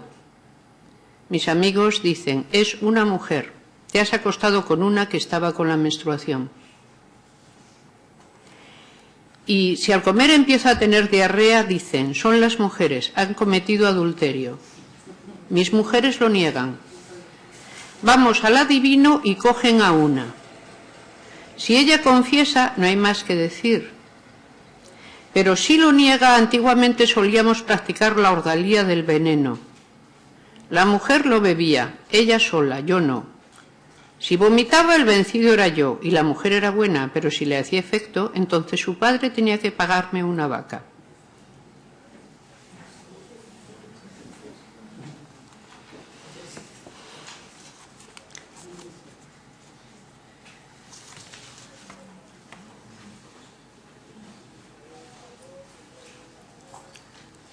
Sigan un poco con el texto porque, digamos, el análisis que hace Mary Douglas es simplemente magistral, ¿no?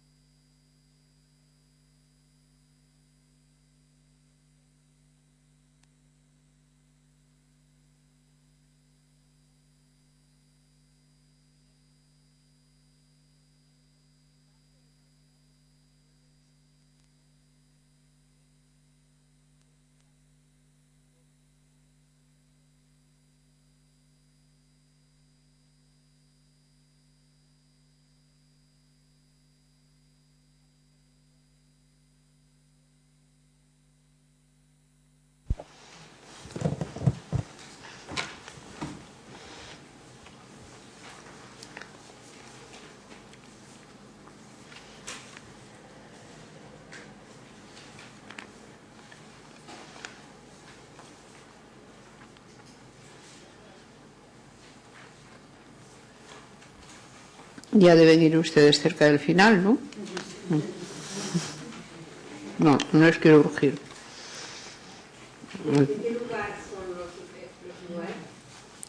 Nuer? El pueblo Nuer, Australia. No, tengan en cuenta,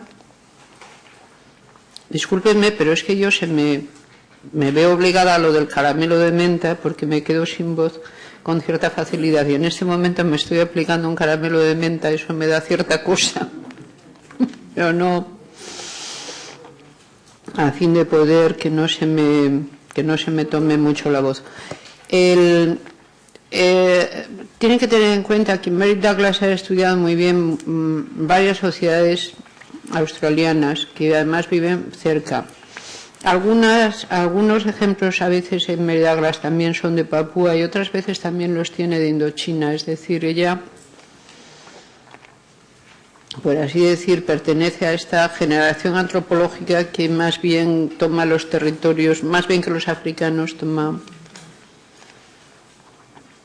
algunos de los territorios del gran imperio colonial británico, claro.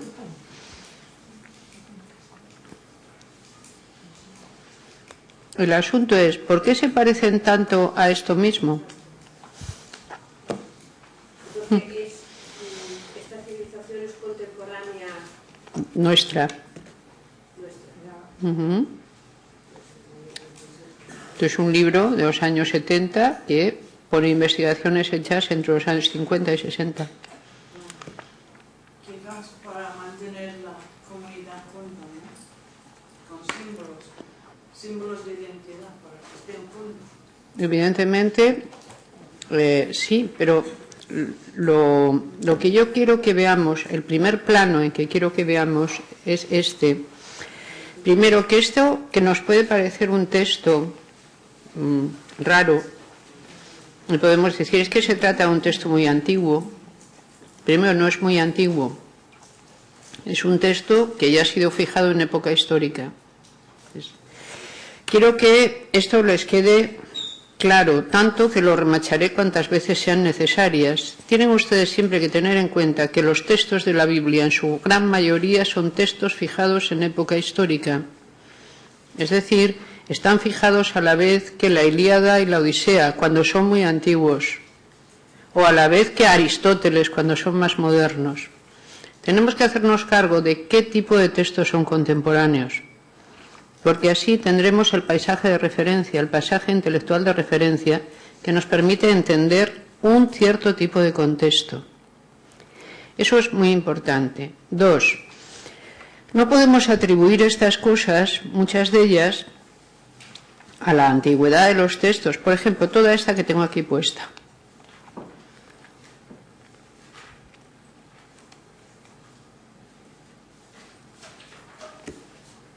Estas son todas las leyes del incesto. Siguen siendo leyes para nosotros. Y no las hemos cambiado. Miren todo esto.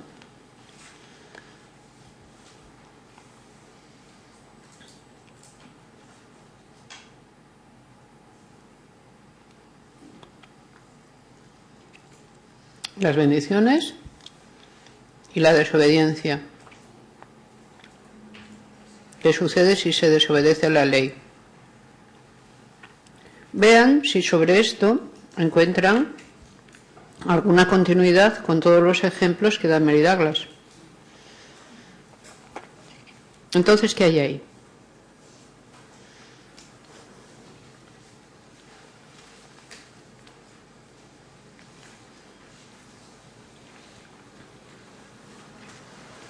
Hay como una especie de enorme sistema de creencias compartidas, con independencia del tiempo en que este texto y los ejemplos de Douglas existen.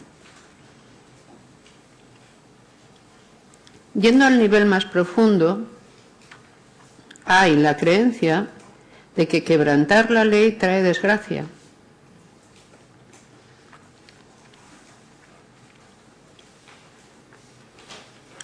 Como quebrantar la ley trae desgracia, la ley no debe quebrantarse. Hay una creencia que se pone por encima de esa y la remacha, que es la desgracia, significa que se ha quebrantado la ley. La primera creencia es, de quebrantar la ley, se sigue la desgracia.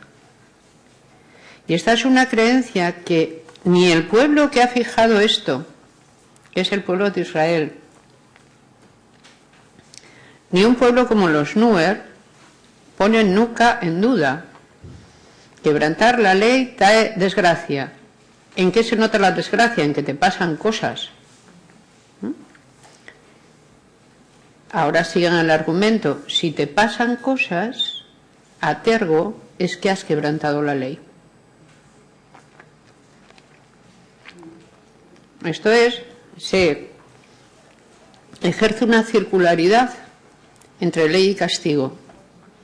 El quebrantamiento de la ley supone un castigo. El castigo es una desgracia. Pero entonces, cuando veamos que alguien tiene una desgracia, la desgracia es un castigo y eso significa que si alguien ha quebrantado la ley. Y así el círculo se nos cierra.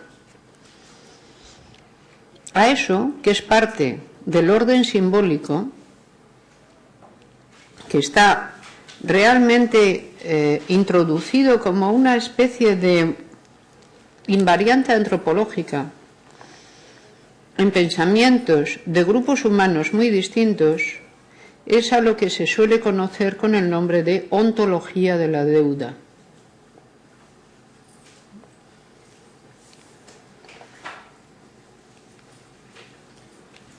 Está perfectamente explicado, más bien fijado que explicado en una sentencia de uno de los filósofos de los saberes, los que ya se llamaban maestros de verdad, y que nosotros los solemos conocer con el nombre de filósofos presocráticos, es decir, aquellos filósofos de los cuales solo nos quedan cortas sentencias y que estaban por el Egeo en época histórica ya, pero antes de la revolución sofística.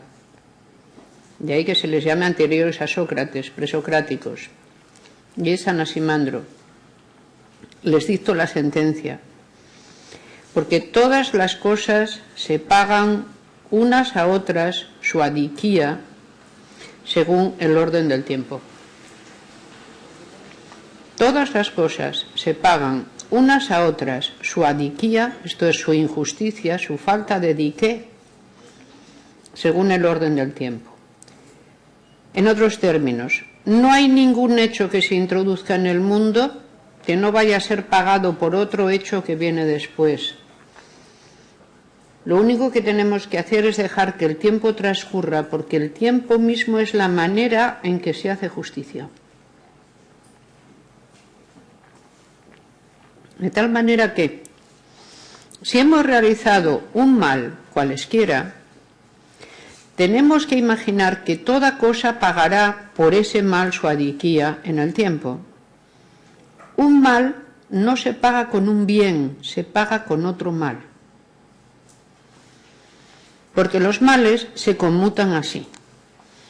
Cuando se ha producido un mal o se ha realizado un mal, entonces la estructura de referencia que aparece es la estructura taliónica. Un mal se paga con otro mal. ¿Qué sucede si no queremos esperar?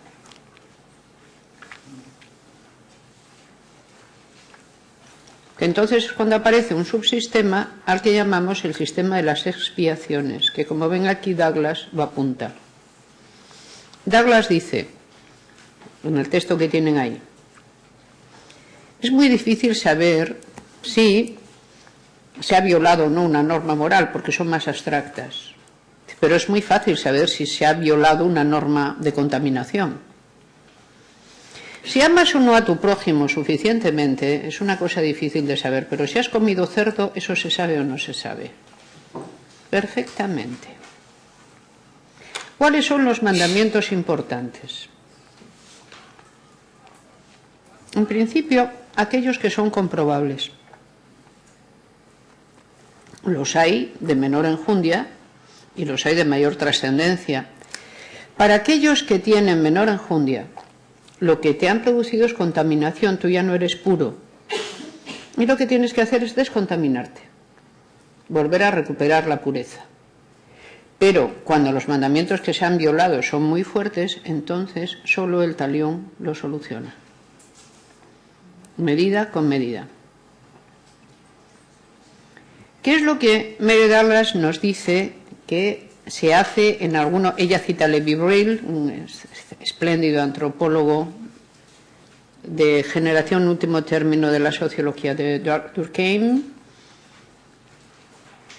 y hay otros, Marcel Mauss, hay mucha otra gente que se ha ocupado, digamos, de la relación entre falta y conmutación de esa falta. Pues lo que nos dice es que es fácil atribuir a contaminación los males y que es fácil librarse de la contaminación mediante rituales. Es decir, la mayor parte de los rituales están pensados para librarse de la contaminación. ¿Tenemos nosotros alguno de esos rituales o los podemos, por ejemplo, ver en nuestras formas religiosas, rituales de descontaminación del mal? El bautismo es evidente, es un rito lustral. Es decir, mediante la inmersión en el agua, o bien utilizar el agua, se supone que el agua arrastra la contaminación. El agua arrastra el pecado y se lo lleva. ¿Tenemos alguno más? Eso no es un ritual lustral. La extremaunción sí. Es decir, la unción con aceite considerado puro y santo para librar al cuerpo de la enfermedad. Nos quedan algunos.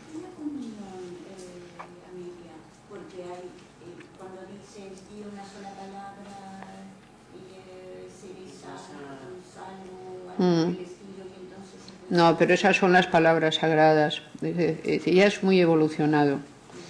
La idea de que con una sola palabra tú quedas sano, que no hace falta que te eches cosas ni que pases por cosas. Vean el caso de la penitencia. ¿Qué es la penitencia? La penitencia es adelantar el castigo para que el castigo no se produzca. Tú has hecho un mal, el que sea. Ineluctablemente el castigo va a venir sobre ti. Claro que puede suceder que tú no te enteres, puede venir sobre tus hijos o sobre los hijos de tus hijos.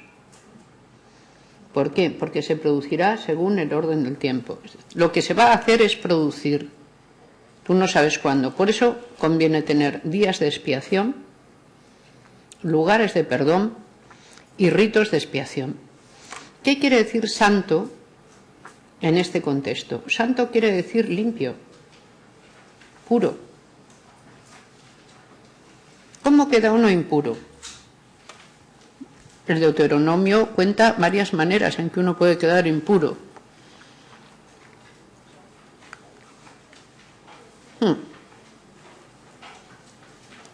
Vean lo que está dispuesto a hacer Dios con cualquiera que no cumpla la ley.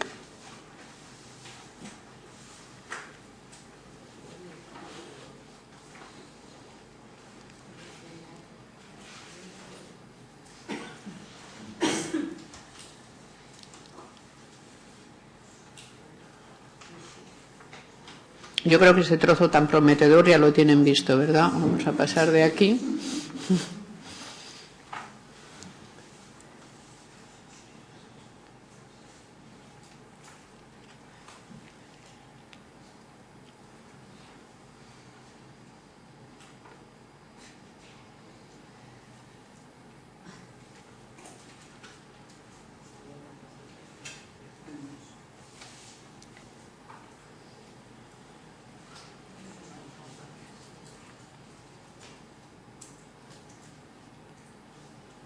¿Qué les va pareciendo? No está mal, ¿verdad? Es todo un programa.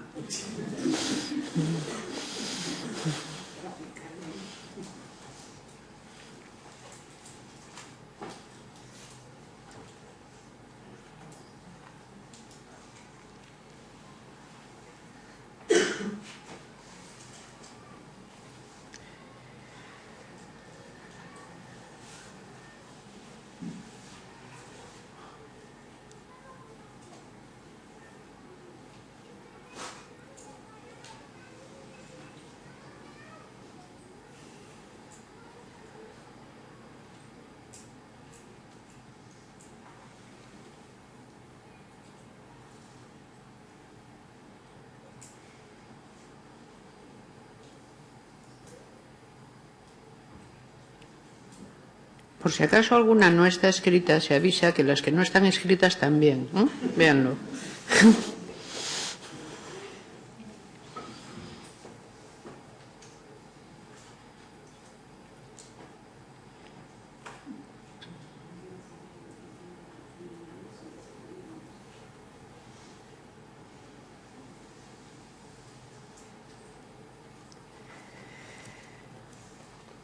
Bien, vamos a ver. Esto.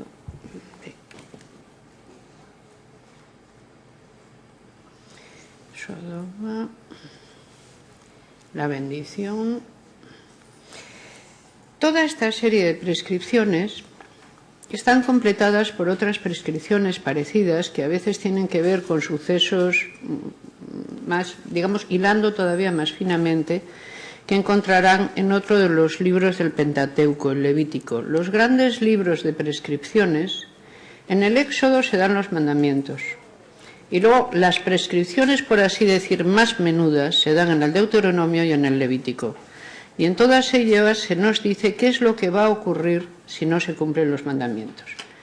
Todo esto está metido, como ven, en una especie de cosmología que nada difiere de aquellas que Mary Douglas nos cuenta sobre pueblos en la actualidad, cuyo pensamiento hubiera sido llamado por Lévi-Brill pensamiento salvaje. Lévi-Brill, como saben, tituló así una de sus obras más importantes, cuando dijo que, lo que luego fue muy contestado, pero en todo caso es una idea asombrosa, que realmente la idea que se hace Lévi-Brill es los pueblos salvajes, ahora sería de muy mal gusto llamar simplemente salvaje a un pueblo, no conocen los principios, no aplican los principios elementales de la lógica en su pensamiento.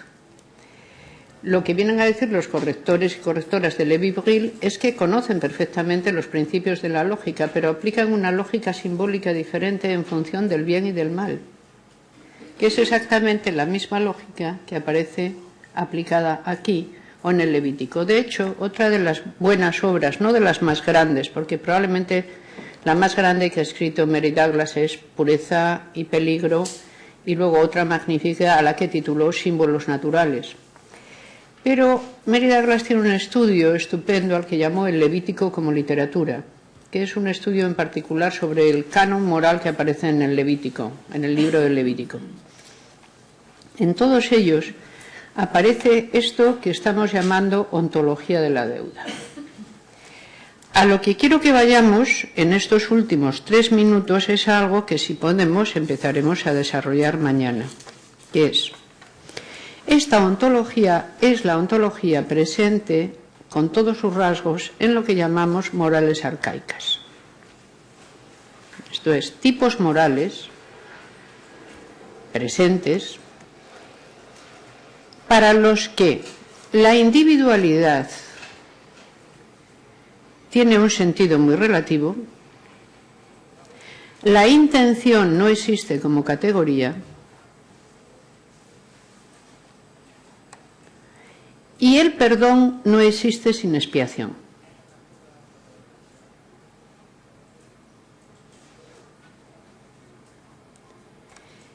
Estos tipos morales no se corresponden simplemente con formas arcaicas religiosas, porque, como ven, los podemos encontrar en pueblos muy lejanos de donde estos textos fueron fijados y, sin embargo, advertir perfectamente de la existencia de paralelismos. Luego podemos imaginar, si bien queremos, que hay un sustrato ontológico, epistemológico y ontológico que fuertemente actúa en la humanidad completa de tal manera que se promueven determinados equilibrios simbólicos en lo que tenga que ver con el mal. Y esto nos lleva de nuevo a la teoría y que ya hemos hablado, a la enorme narrativa del paraíso original de esta mañana, si recuerdan. He preferido iba a empezar de otra manera esta tarde, con otros textos, pero como vi que su manejo de los textos bíblicos no era gran cosa, decidí que iba a ser muy difícil que siguiéramos adelante si ustedes por lo menos no los tenían siquiera presentes por haberlos visto un ratito así. Porque Porque ustedes, estoy convencida de que por su mayor parte están convencidas y convencidos a la vez de que ciertamente los libros de la Biblia son una guía moral, aunque no sean una explicación del mundo físico. Esto es, me parece a mí, aunque puedo equivocarme en algún caso, que la idea de que la Biblia ya no explica el mundo físico, porque para eso tenemos teorías científicas, está suficientemente bien instalada, excepto en gente que sea muy fundamentalista y que te diga que Dios creó en 6 días el mundo y cosas así. Lo normal es que la gente piense, no, cuando la Biblia habla de cómo se creó el mundo, pues hay que creer más bien a la teoría de la evolución. Cuando habla de cómo es el sistema solar, pues no, más bien hay que creer a Laplace. Pero cuando hablamos de moral, entonces la Biblia tiene su sentido. Digamos, el valor refugio en que la Reforma introdujo los textos bíblicos. Los textos bíblicos no nos hablan del estado físico del mundo, pero son el corazón de nuestra vida moral. Y por eso he querido que los vean. Porque díganme, cuando la gente empezó a manejar el Antiguo Testamento, que era una cosa que no se manejaba, y empezó a leer estos textos, ¿cómo hacía para decir que poseían un fuerte sentido moral? No quedaba claro. Resultaba que no valían como explicaciones del mundo físico, no valían como explicaciones de la edad que pudiera tener el mundo, pero nuestra creencia es, por lo menos los trasladan verdades morales. ¿Pero qué tipo de verdades morales son estas que hemos visto ahí? ¿En qué sentido el talión es una verdad moral? ¿En qué sentido la lapidación como argumento número 1 contra la abominación y la abominación a la vuelta de cada esquina es una verdad moral? Recuerden, por ejemplo, que dice, no te vestirás con lino y lana porque es abominación. ¿Qué se hace con eso? Realmente, pónganse ustedes en el siglo XVII y son un cristiano reformado. No te vestirás con lino y lana porque es abominación. Tengo un cuñado que usa suéteres de lino y encima el tío o debajo se pone una camiseta de lana. ¿Qué hago? ¿Lo mato yo mismo o reúno a los vecinos? No cocerás al cabrito en la leche de su madre. O sea, ni se te ocurra hacer salsa bechamel con carne. ¿Qué hago? Es abominación. No se vista el hombre con ropas de mujer, ni la mujer con ropas de hombre. Es abominación. Te empieza a aparecer la ley. No simplemente los mandamientos que son así, bueno, abstractos. No robes, no mates. No, estos. No comas esto. No toques lo otro. Apártate de. Todo esto, ¿qué tipo de sabiduría moral transmitía? Ninguna que pudiera ser utilizada ya en el siglo XVIII, obviamente. Entonces, ¿cómo había que interpretar estos textos? Y es ahí cuando realmente te tiene que aparecer la noción de la moral arcaica. O sea, hay una moral previa a lo que entendemos por moral, está fijada en muchos de estos textos y la encontramos igualmente viva en algunas poblaciones de pueblos muy alejados en el espacio y en el tiempo de estos, y a esa estructura es a la que llamamos moral arcaica.